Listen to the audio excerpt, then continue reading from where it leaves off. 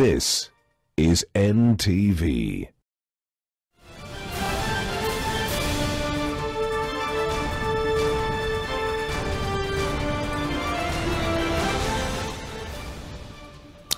Swadakta, natumai buheri mzima wa afya popote ulipo mtazamaji. Ni miaka 67 sasa tangu siku ya kwanza ya wanawake duniani kusherekewa, lakini imekuwa miaka 67 ya wanawake kutoka pembe mbalimbali, matabaka mbalimbali duniani kuitafuta haki, kuisaka haki kwa jino na ukucha.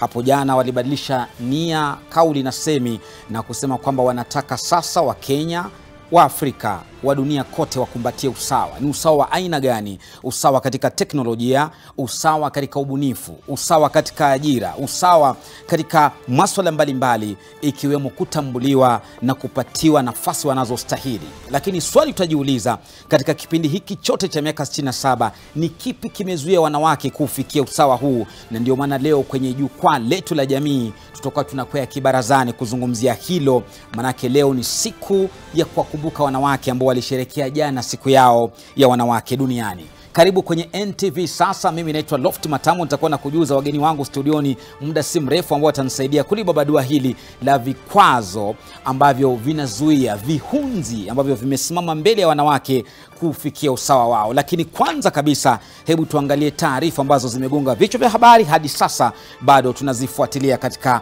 yaliyomo siku ya leo.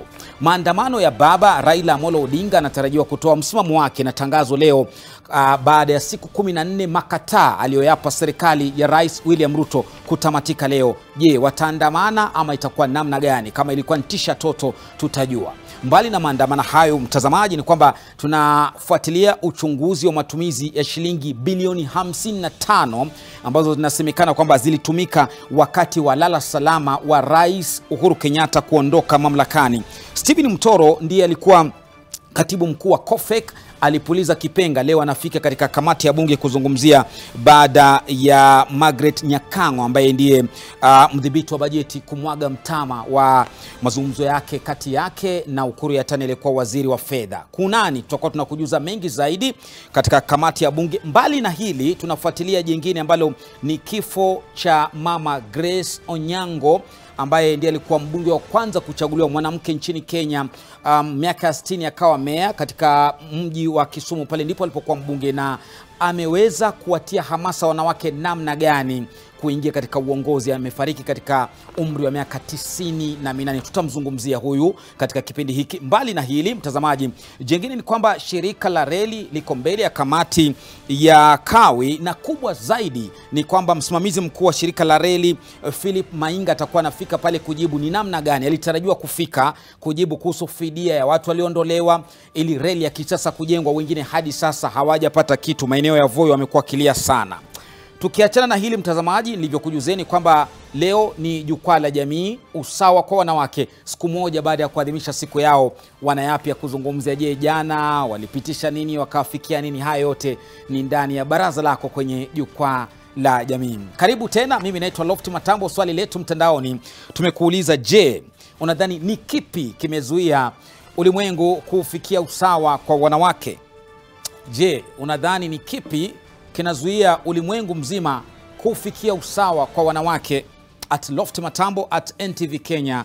Tumia alama ya reli ya NTV sasa. Ujumbe wako nitauona kwa wepesi, na kauli yako siku zote ndani ya NTV tunaikubali. Wageni wangu, Rahab Mwiu, huyu ni mwenyekiti wa kitaifa katika muungano wa wanawake, sio maendeleo ya wanawake, na vile vile tuko naye Joyce Kulola ambaye ni mratibu huyu wa mipango katika shirika la Vision Changers ambalo linasaidia kuwatambua wanawake kule vijijini.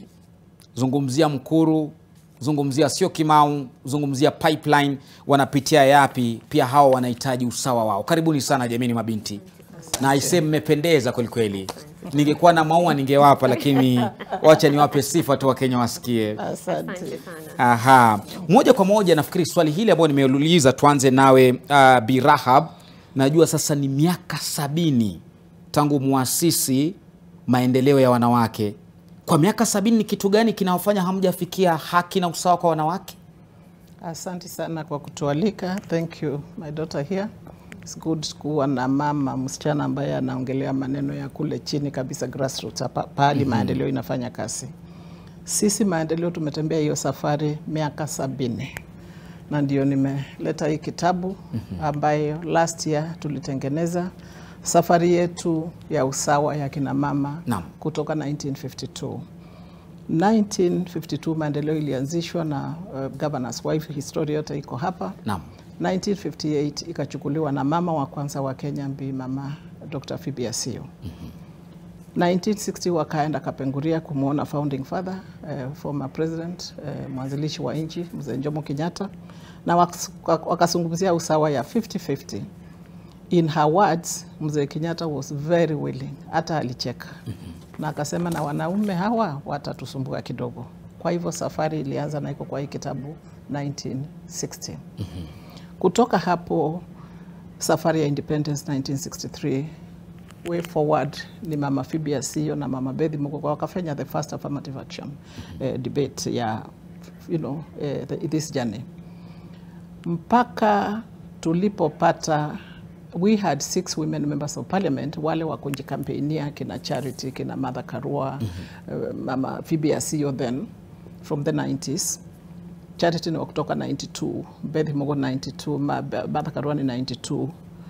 Tukaingia maneno ya kuzungumzia this 50-50 again. The debate was reactivated. The debate never became itself until watu wakaenda Beijing 1995. Tukienda Beijing tulikuwa hatuna hata cabinet mama. Na hapo ndio maendeleo ilichangia sana, back to the story of maendeleo's journey of 70 years. Na saa hiyo Zibora Kitoni ndiye alikuwa, mama Wilkisa Onsando ndiye alikuwa mwenyekiti 1995. Tukaenda tukamuomba Rais Moi atupe woman cabinet minister, ndio alitupatia mama Nyiva Mwendwa. Tukaelekea Beijing. Beijing ndio tukaweka the 12 Beijing declarations of action. Ile 12 iko hapa, tumefanya karibu 9 tumejaribu, na hapo ndio sasa the clamor for women empowerment ikaingia the last 27 years. Kwa hivyo tuseme safari imekuwa ndefu mpaka sasa. Kina Ngilu, kina Martha wakati ya katiba wakawa very clear, we need the 47 women seats. I remember them in Naivasha. They stormed out of Naivasha. Stormed out from Kinamutula, kwa Minister of Justice.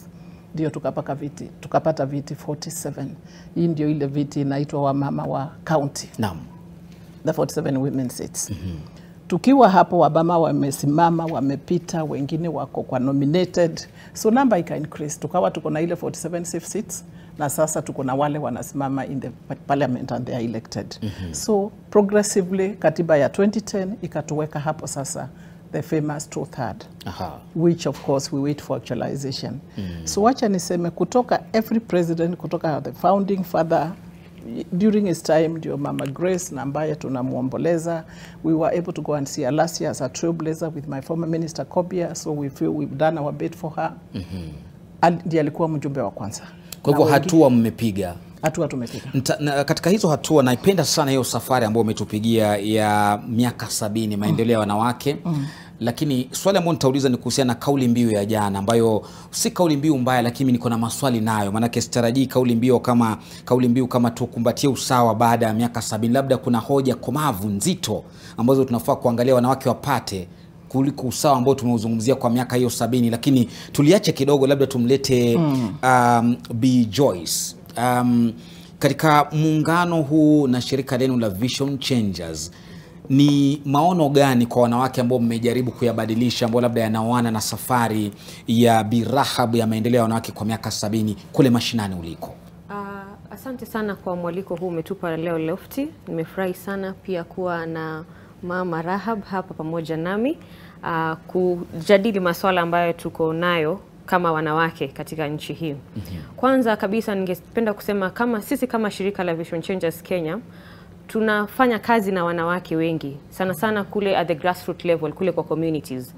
Na ukiangalia sana huko kuna shida nyingi sana ambazo zinaendelea, na changizo letu kubwa ni kuhakikisha kwamba tunaelimisha wanawake hawa kuhusu haki zao kama kina mama, kama wanawake na kama wasichana wadogo, na pia kuwatia nguvu ama kuwawezesha angalia haki hizo, na wakati ambapo wamedhulumiwa wanaweza kuwa na the right channels kutumia kuhakikisha kwamba haki zao zimezingatiwa na wanaendelea kukua na kunawiri katika maisha yao. Sisi kama shirika pia kuna changamoto ambazo tumekumbana nazo. Kwa sababu tukiwa tunaongelea kuhusu usawa, tunafaa tuelewe ya kwamba usawa hauwezi anzia huku juu kama haujaanzia huku chini. Kama hatutaingia kwenye vijiji, tuongeleshe kina mama, kina baba. Maana tukiwa tunaangalia kuhusu usawa, tuwezi sema kwamba wanawake wanaweza hitimu usawa isipokuwa kuwa na wanaume hapo.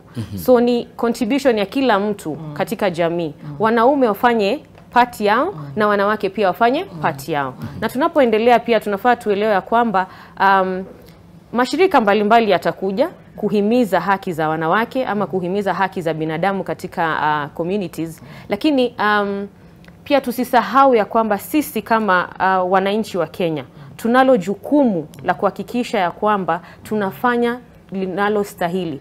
Tusikuwe tunakuwa sensitized alafu tunaenda tunafanya jambo tofauti. So unaona tunapoendelea unakuta wakati wengine sensitization inafanyika. Kusomesha inaendelea, kuna organizations zinakuja zinafanya kazi, lakini maendeleo kidogo yanakosa, bado yako chini. Kwa hivyo hii haki ambayo ilizungumziwa jana katika siku ya wanawake duniani, ni kitu gani kinaizuia isifike kule mashinani ambako nyinyi mpo? Okay. Naweza sema kwamba nashukuru sana serikali imejitahidi sana kuhakikisha kwamba watu kwenye communities ama kwenye vijiji wamefikiwa.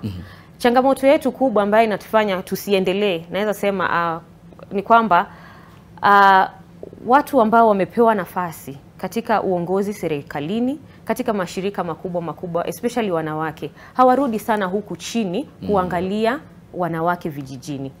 Sasa unakuta kwamba kule vijijini mmeachua nyinyi. Kule vijijini tumeachiwa wengine wetu tu tupambane. Lakini siwezi taka sana ku dwell on that, but watu wengi sana wana focus wapi? Huku juu. Kina Nairobi, cities kubwa. Wanasahau ya kwamba kila kitu kinaanzia huku chini. Kuna pipeline. Yes, kuna pipeline, kuna Mkuru, kuna Kariobangi, kuna Mathare, kuna Kibera, kuna Umoja, kuna vijiji kama hivyo. So tukianzia chini inakuwa rahisi kuendelea kupanda vizuri kwenda juu. Shikilia hapo. Nafikiri hoja nzuri hapa Rahab, labda pia uweke mchango wako pale kwamba tumesikia ukitaja kina Grace Onyango, kina Beth Mogo, Nyiva Mwenda, Charity Ngilu na wengineo ambao Phoebe Sigon na wengineo ambao walikuja wakaonyesha kwamba kweli uongozi unaweza kunyakuliwa na wanawake. Lakini hapa Joyce anasema mashinani, je, mashirika mazito kama maendeleo ya wanawake yanafika vipi kule? Manake sidhani kama mwanamke anaweza pata haki kama bado anang'ang'ana dhulma za kijinsia, sijui kubakwa nini. So pengine focus sasa kule kwao imeenda kwa yale matatizo madogo kufikia hizi haki kama za uongozi na kwa tatizo. Think I couldn't agree more. Let me put it in English. Vile where is the name? Joyce amesema I could not agree more. Jana nilisema the same in KBC. And I agree exactly na vile Joyce amesema. Kasi imefanywa. Lakini I agree, nimetoka Mbaringo Monday, tulifanya International Women's Day kama maendeleo Mbaringo. Kwa hivyo maendeleo is devolved. Na nilikuwa na county 7, nilikuwa na Samburu, nilikuwa na Narok, nilikuwa na Bomet, nilikuwa na Elgeyo, nilikuwa na Pokot, nilikuwa na Mbaringo yenyewe, and I think Narok. Na nilikuwa na wamama 5 from my office. Na tulikuwa tunazungumzia jambo la out of the 12 critical areas of Beijing, conflict, women and conflict. It is a very serious issue. Umeona mama wa Elgeyo akilia kwa mbunge. So what are we saying? Maendeleo tuko chini. Lakini maendeleo hatuna pesa ya kutosha ya kufanya ile kazi Joyce anataka tufanye. Sisi hatuna funds. We depend on what we get from Maendeleo House. Na hiyo ndio kila kitu, but let's not go there. Kama tungekuwa na funds ya kutosha, we were on the ground with about 50 women, courtesy of Beyond Zero and FGM board and Maendeleo and Kenya School of Government. Na tulikuwa tunatatua maneno ya FGM. So I agree with what Joyce is saying. Kwa hivyo ni njia ya kuangalia tuweke pesa wapi kama serikali. Maendeleo kama tungekuwa na funds. Nimezunguka Kenya hii yote 47 counties. nilikuwa Turkana na nilienda na barabara in November. Hapo Kainuku vita iko, nilikuwa nikizungumzia na wamama hapo. So as maendeleo sisi tuko on the ground. Shida yetu ni funds. So I still want to say the founders, the Gilo and who walifanya kazi yao. Lakini sasa kila mtu, there was a time to fill the space. Now that space iko na watu, hawa wamama watu wamechaguliwa, as Joyce is saying, tuende chini. Sasa Kazi is not in the big towns. Kazi iko chini. Mikono tuende chini. Because my fight in this debate is the poverty in Kibera. The poverty what Joyce is talking about. It will not be solved if we are all not on the ground. So tutoke hapa juu, tuachane na siasa ya kila siku. Let us campaign as men are campaigning. But as women, let us then behave as women when we are elected. That is my call to Kenyan women. Kwa sababu zile shinda ziko, the girl has spoken. I do not have to say it better than she has said it. Yeah. Safi kabisa. Nafikiria wakusikia amesikia. Waswahili wanasema aliye na masikio na asikie. Nimeuliza swali la kichokozi Bi Rahab kuhusiana je, unahisi ni kitu gani kiliwafanya waandalizi wa hafla ya jana wachague kauli mbiu hii ya tukumbatie usawa? Hivi bado hadi sasa tunalilia usawa? Hakuna matatizo mengine makubwa yanayowakumba wanawake miaka 67 tangu kuasisiwa kwa siku hii, bado kauli mbiu ilifaa kwa hivyo nadhani? Unajua usawa, this is a 50. Say it in English. Can you repeat that in English? Embracing? Just say it in English for me, please. What you've just said. What have Ask me the question properly in English. Labda nirudie kwa kufafanua. Please, in English. Then I give you an answer. Swali ambalo nauliza. Je, unaona the theme ya jana ilikuwa appropriate jinsi ilivyokuwa kwamba we embrace equality? Miaka 67 baada ya kuanzishwa kwa sherehe hizi za jana, hakukuwa na hoja nzito zaidi, maana tunazungumzia usawa kila siku. Unajua wakati hatujapata usawa, niliangalia debate ya IMF managing director, our sister in WTO, so I hear you. Kina regard, all of them were speaking. Unless we are on the table, wakati hatuko kwa mesa, hii maneno Joyce anasema hatutaiweza. So lazima tukae kwa mesa, ndio tusukume the men, because they are the majority. Tuseme hii policy, na ndio we need many women in parliament, because bills zinapitishwa parliament. That we are in agreement. Tunahitaji the numbers. Lakini once tumetengeneza policy, tuende chini tukafanya kazi. Because bills are not done every day. Kwa hivyo usawa is very clear. Usawa bado hatujaupata. We only have a woman vice president. Hatujatawala na mwanamke in America. In East Africa, in Africa actually, we've done very well na pogesi kwa rais wetu wa Tanzania, Her Excellency Mama Suluhu Hassan. We have a woman president in East Africa. We've done better than the states. In Africa. So what are we saying? Usawa bado hakuna. And until we are equal on the table, na pesa haitaenda chini. Because this is a game of money and power. And unless you have one of them, you are not going to be able to fight this game. Na wanaume mnajua hiyo kitu vizuri sana. Ndio mnatusukuma tusiingie kwa ile mesa. But we know usawa ndio itatusaidia. Tuliwapatia viti 47. We fought for them. Wabunge wanawake katika county. We made our case. Yes, na tena tunataka muingie debeni tuwachague. Nyinyi ndio tunaogopa kuingia debeni. Mnasema hamna usalama, mnasema tunawapa upinzani. You have then lazima uangalie ile kazi ya mama. Mama pia ni mama. Mama ndio mwenye boma. Mama ndio mwenye watoto. Tuko na very unique roles we play. Even to you people, which you do not play. So once you appreciate that, kama nitachunga mboma na nichunga vizuri na watoto, what is so difficult mimi kuchunga inji? Wewe niambie, inji na mboma yangu tofauti ni gani? Hakuna. Kama nitachunga mboma yangu, nimechunga mzee na watoto wanjukuu, hata ukinipa state house nitachunga. So women can do it. Mama Suluhu is doing an excellent job. What are we saying? Kamala Harris is doing an excellent job. Tuko na women prime ministers doing an excellent job. So we can do it. Like you don't suffocate us like we are lacking anything. Hakuna kitu hatuna. Tunahitaji usawa. Yes. Anachozungumzia Rahab Joyce kwamba yani bado ni kama kauli mbiu ya kutafuta usawa itaendelea sijui kwa miaka mingapi ijayo. Je, unaona hivi vita vya kwamba mnataka usawa vitaisha lini ili sasa tuanze kuzungumza masuala mengine, wanawake wanataka nini mbali na usawa? They actually said, let me come to you. Yes. It will take 132 years. Walisema jana CNN. It will take... I was watching him. Je, ni haki? 13 years or 132 for us to be there. I think I saw something like that. Hiyo ni karne nzima. Je, unaona ni haki kwamba wanawake wangoje haki yao ya usawa? Tatizo nini? Vikwazo, viunzi ni nini kule mashinani, Joyce? Lofty, asanti. Usawa huu kufikiwa, kuna mambo mengi ambayo tunafaa tuzingatie. Kwanza nikisema ya kwamba tunahitajiana na kuhitaji unanihitaji. Hatuwezi pigania usawa sisi kama wanawake peke yake kama wanaume wajajiunga pamoja nasi. Kabisa. Kwa hivyo waume wetu, ndugu zetu, baba zetu wanafaa waongee lugha moja na sisi. Lakini changamoto ambayo tunapitia ni kwamba umemention kuhusu kuvai for political seats. Ukisema mnatupa nafasi lakini tunaogopa. Lakini in reality natumai pia wewe mwenyewe unaelewa kwamba kuvai for political seat in Kenya is no man's play. Kwa sababu unajiingiza huko, leo unaanza kuambiwa uko na sijui boyfriend wapi hapo kwenye serikali ndio mwenyewe anakufacilitate mambo kama hayo. At the end of the day jina lako linaharibiwa. Kumbuka wewe ukiwa hapo unapo vie for that political seat, nia yako ni kwamba ukaweze kuwa katika ile meza yenye Madam Rahab amesema. Kwa sababu tunapozungumzia mambo ya usawa, hatuwezi ongelea tukiwa huko jikoni. Tuwezi sema anapika mboga lakini naongelea kuhusu usawa. Lakini nitakapoketi katika hiyo meza ambapo kuna wanaume wengine, policy makers and the likes, naweza kuwa na sauti yangu ya kuongea na kusema kwamba wanawake tunafinyilika hapa na hapa na hapa na tunaonelea maybe mngekama na policies ambazo zitatusaidia kuhakikisha kwamba maisha yetu yamekuwa bora.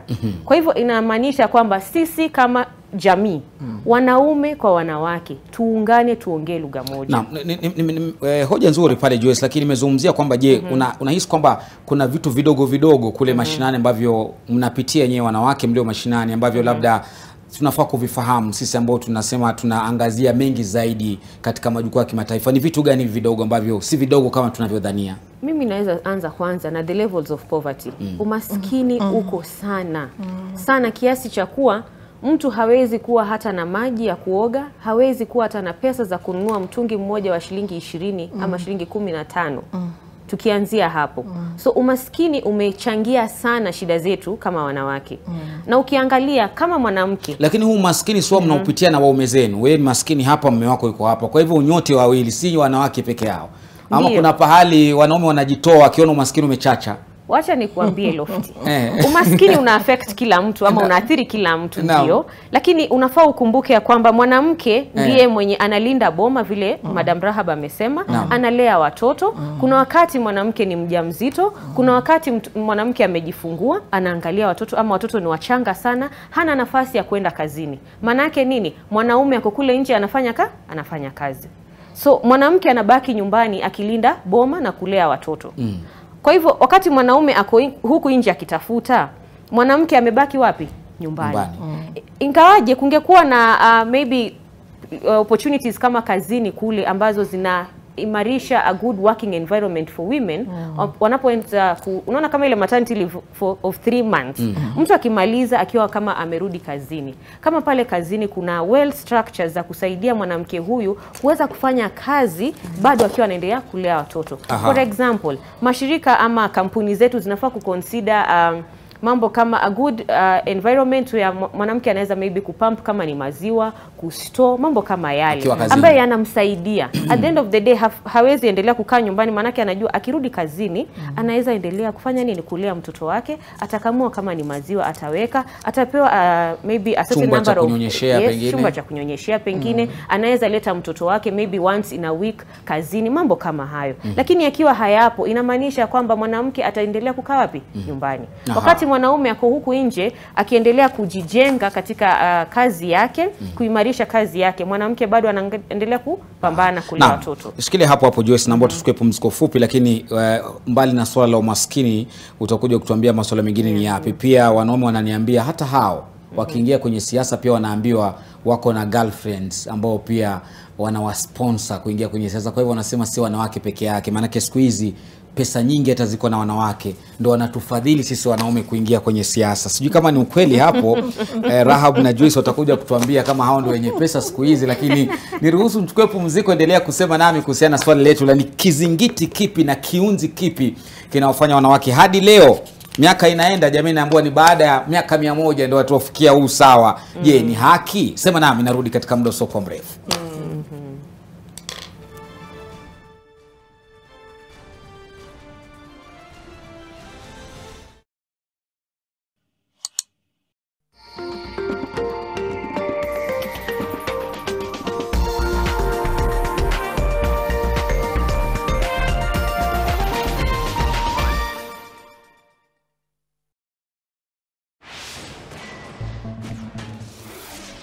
Almost 250,000 people die on the road in Africa each year. When you're on the roads, follow these safe steps and help save lives.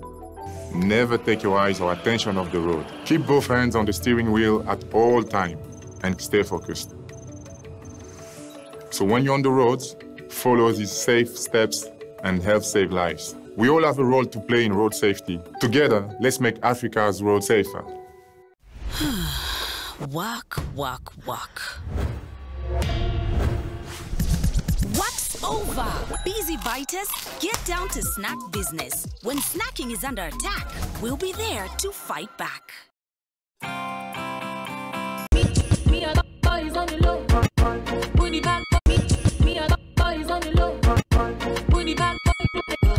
This week on The Trend, we are celebrating Queen.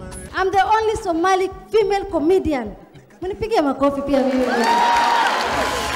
Shida ya wanaume mkooperating. Ukiona bibi yako ananona pia wewe. Nilianza debate na nilichaguliwa kwa debate club and I won best speaker in Mombasa. Yo, chunga sana hapo utatekwa mami, si atina chocho utatekwa utatii. All show long, we'll have an all-female lineup. You don't want to miss that. It's all going down this Friday, only on NTV. I'm feeling vibes on The Trend in association with Showmax. Karibu sana. Are you ready? I'm here for the tea, honey. Nibembeleze. Watu wanasemanga nimemkalia. Na ni ukweli nimemkalia na matako zangu mbili. Sawa? Usiniita punda ni wewe. Sometimes love is sweet to her. I know that we've only just met and... When true love comes your way, it just takes a few minutes to recognize it. And other times, it is so bitter that she can't recognize it. No! Get away from her! Let her go! You killed him! Guilt. No, I didn't kill him, I swear! Get the van. We have to bring him to the hospital. Move faster! Whoever did this to your brother, evil. I will make him pay for this. I am a Garcia too, even though I don't have the same blood. You can believe what you want. I don't want to be with you anymore. Don't you realize that you are way too young for me? Yes, but you feel the same way I do. And where are they? Natalia, be careful! Why do you always go with the first one that sweet talks you? I hate you, you good for nothing! Don't touch me! Head over heels. Head over heels in association with Nivea Nourishing Cocoa. The triple layered care of deep moisture serum, precious cocoa butter, and vitamin E enriches your skin for 48 hours. It's time to show off your best skin. Wear your skin with pride every time with Nivea Nourishing Cocoa Body Lotion.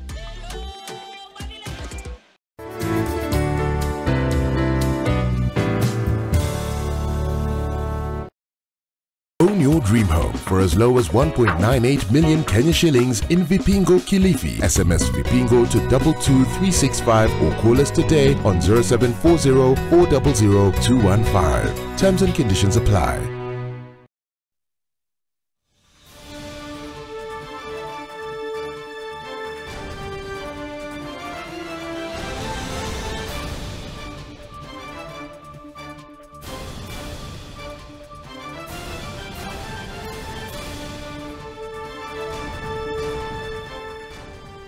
Na karibu tena mtazamaji, unaendelea kutazama NTV Sasa, na hii leo jamani ni siku moja baada ya wanawake kuadhimisha siku yao na hata sisi kujiunga nao kuiadhimisha hapo jana, ikiwa na kauli mbiu ya kukumbatia usawa. Na maswali mengi mimi nimeuliza kuhusiana na iwapo baada ya miaka 70 tangu kuanza kuisherehekea siku hii, je, ni haki kwamba tuendelee kuwa na hii kauli mbiu? Lakini wageni wangu Rahab Mwiu ambaye ndiye mwenyekiti wa kitaifa wa maendeleo ya wanawake, shirika hili ambalo limefanya kazi kwa zaidi ya miaka 65 kutafuta haki kwa wanawake, yuko pamoja na Joy Kulola ambaye ni afisa mratibu wa mipango katika shirika la Vision Changers. Wanasema wanabadilisha mtazamo wa wanawake kuhusiana na maisha, wawe na viona mbele na kuviruka viunzi ili wafikie malengo yao. Jamani, swali ambalo nimeuliza mtandaoni ni kutafuta viunzi hivi ambavyo vinazuia magogo ambayo yanazuia wanawake wasifikie malengo yao ya huu sawa ambao tunaotafuta kila siku.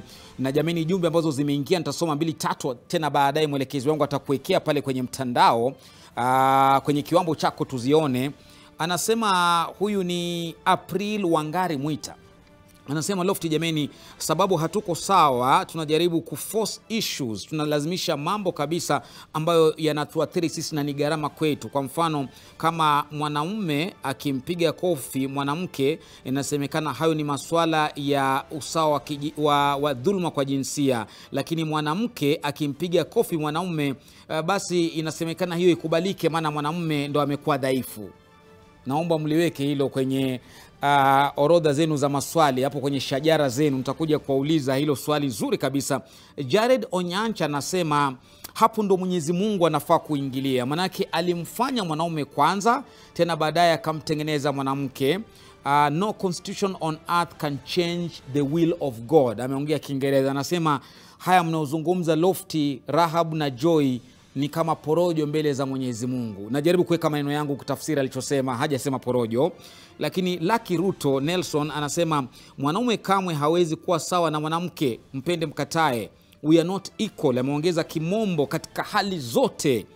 Kwa hivyo masuala ya usawa kijinsia hayo hayatafikiwa. Liz ni mwanamke, Liz Ngoche anasema we can't equal with men. Amesema hivyo jamani. Nasoma ya mwisho manake hizi jumbe zanifurahisha sana.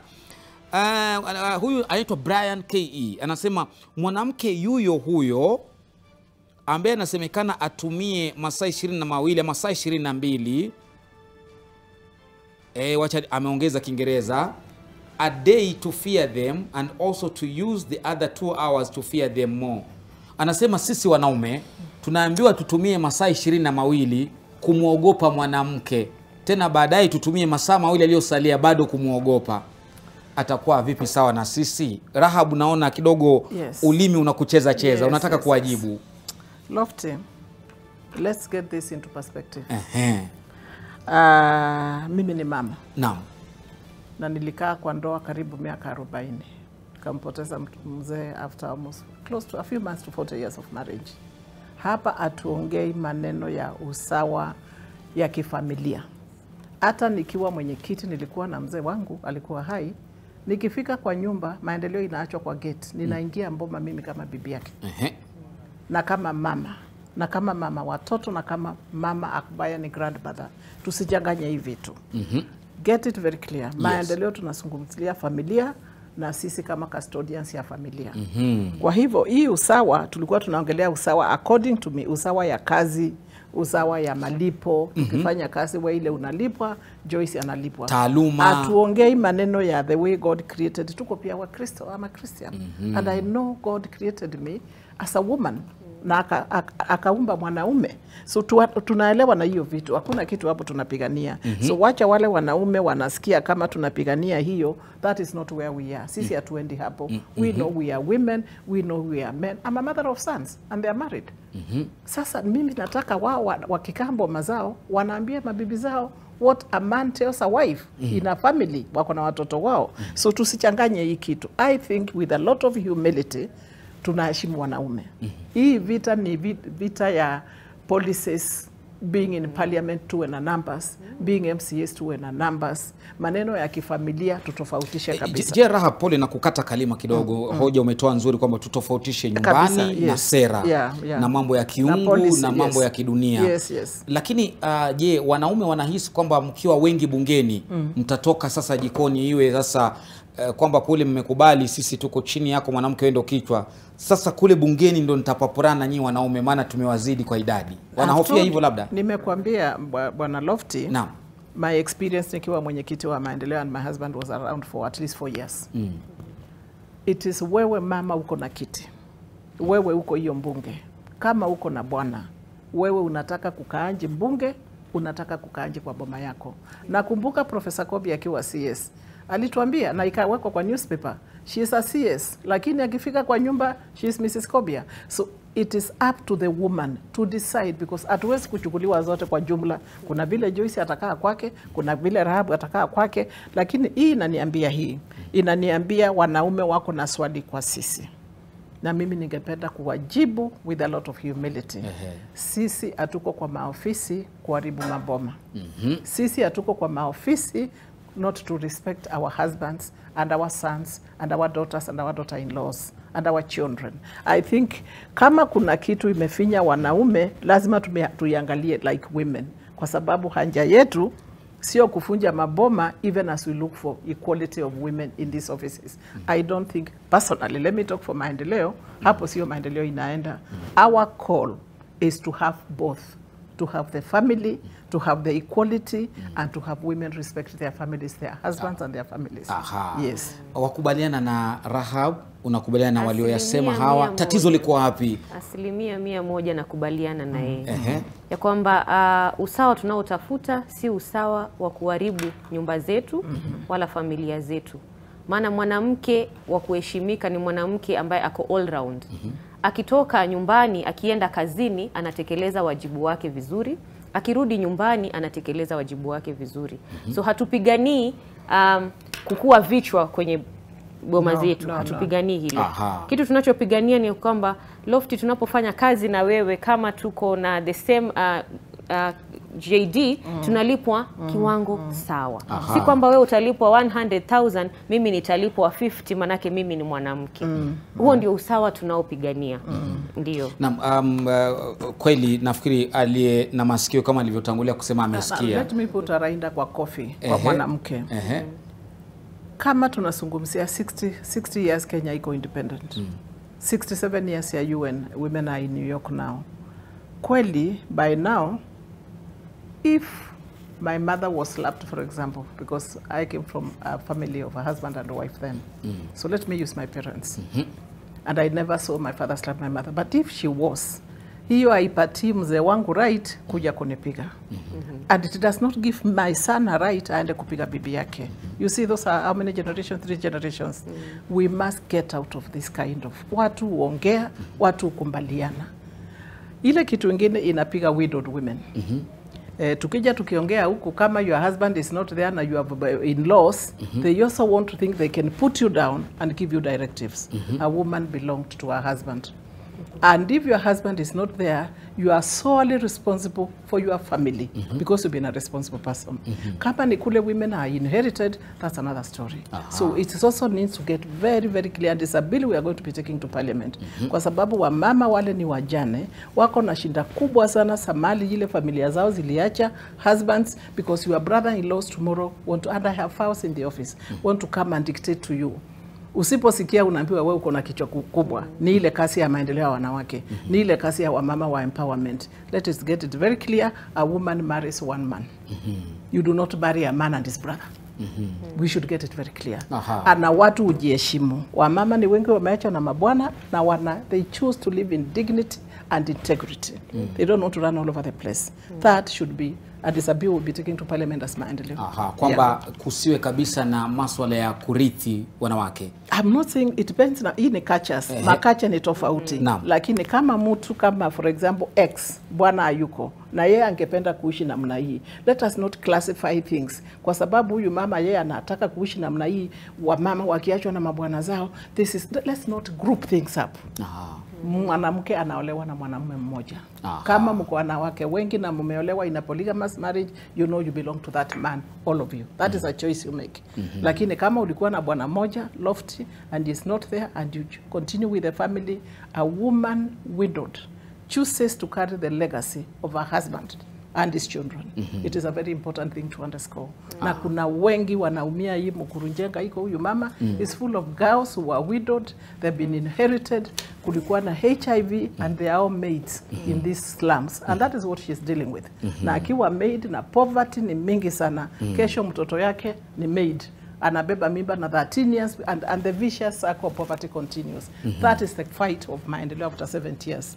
How do we change this thing? How do we change this so that people are not grouped together? Kuna shinda za wajane, kuna shinda za inheritance, kuna shinda ya mashamba, and it is in all levels. Whether you are minister, whether you are where Rahab is, whether you are grassroots kabisa where Lofty is talking about, inapuuza wa mama wengi. Wanawake wote wanaguswa. And I met them in Baringo, women from, and they will tell you, tomorrow this is what is happening after I lost my husband. So we are trying to say, allow the dignity of widowed women to pursue what they had planned with their husbands when they were alive. Do not mistreat widowed women. Hata kwa Biblia, it is very clear what happens. Safi kabisa. Na Joyce, wewe umegusia umaskini. Rahabu amekuja amegusia swala la urithi wa mali, labda wa wanawake kurithiwa, paka kagusia mswada. Kuna matatizo mengine zaidi ambayo yanasimama kama vikwazo mbali na yaliyotajwa na wana mitandao ili nyinyi msifikie haki zenu na usawa? Ningependa tu kutilia mkazo issue ya widows.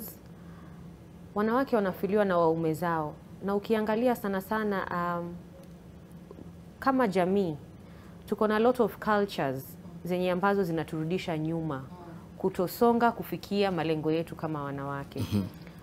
Some of these issues ni kama land ownership in Kenya. Kitambo, kwa sasa mambo yamebadilika kiasi, lakini hatujafika pale bado. Hatujatimilisha 100% kusema kwamba kuna change ambayo imekuwa effected. Lakini kitambo unaangalia kwamba kama mama yangu angenunua kipisi cha ardhi, lazima angeenda aitishe ruhusa kwa mume wake. ID yake, kila kitu, ndio kimruhusu kwamba aruhusiwe kuwa na hiyo property.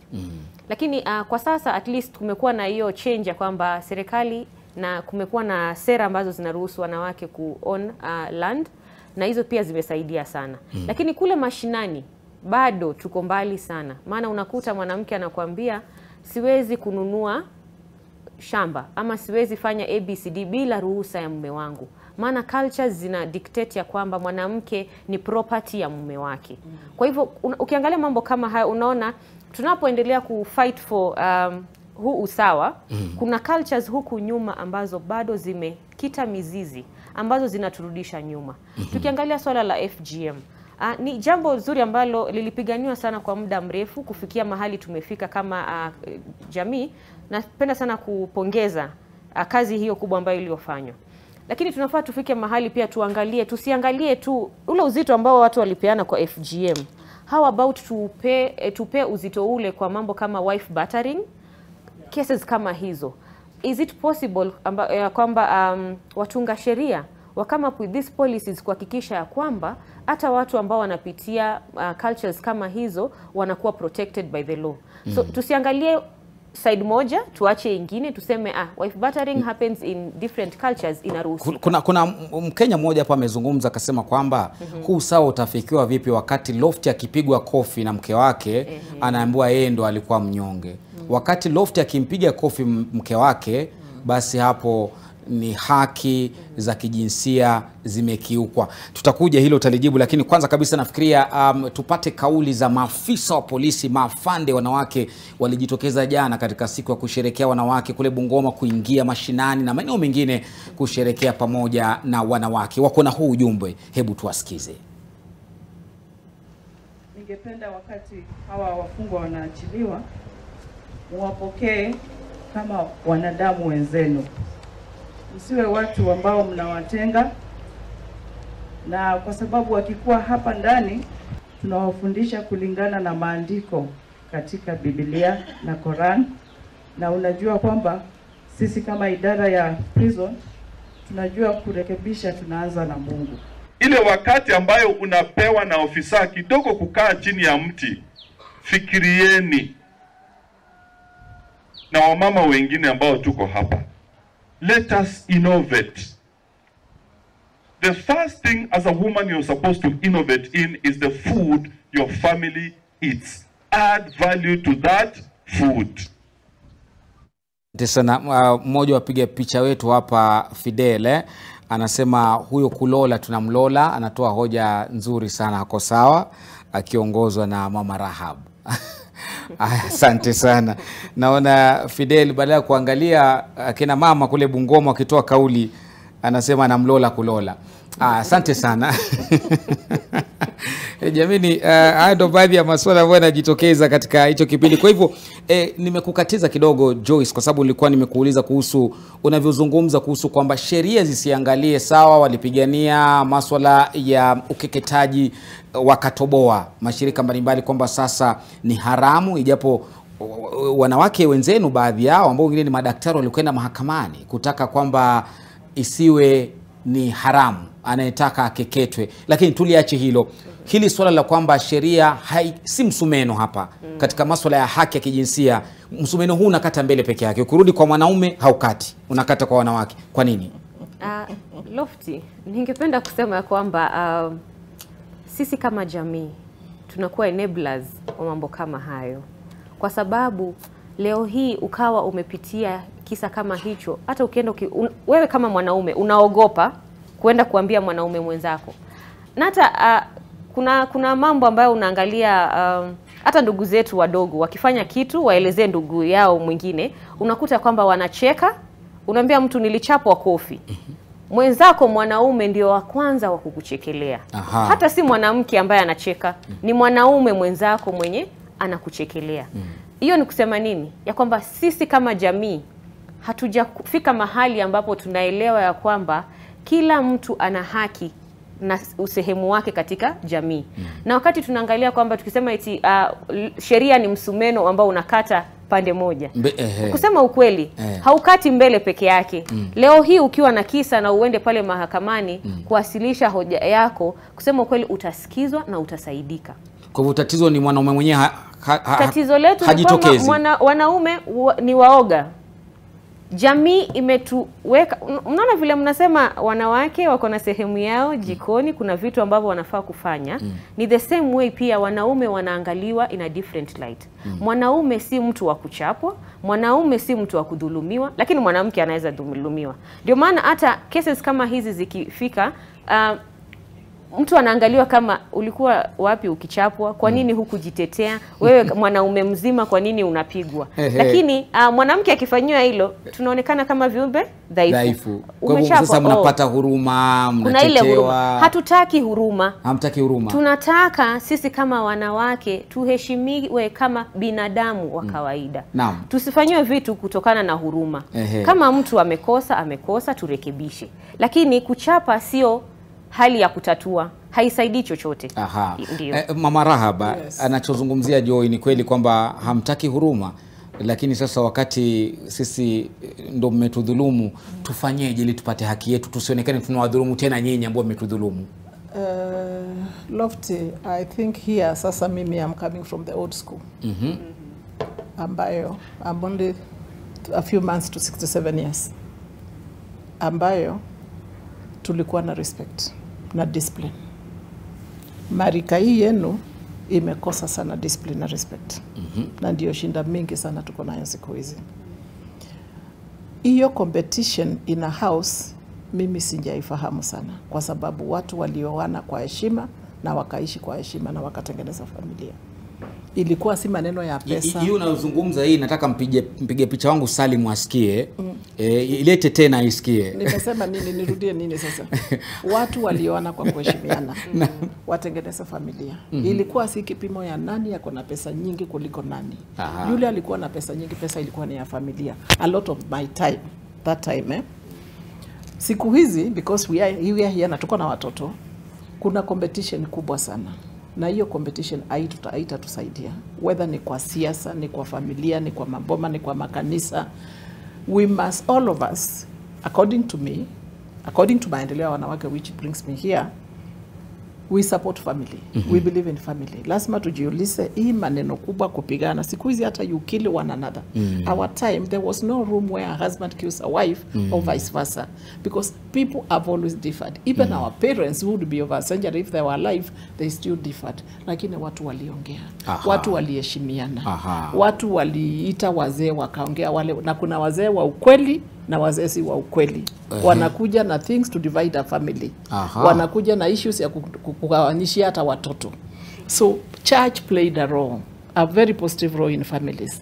Kwa hivyo hii ya umepigwa kofi na nini, there is nothing new inafanyika, haijafanyika even before. Lakini watu heshimiana, wanakuja kwa mesa. Hizo enzi zenu mkipigwa makofi mlikuwa mnafanyaje na waume zenu? Let me tell you.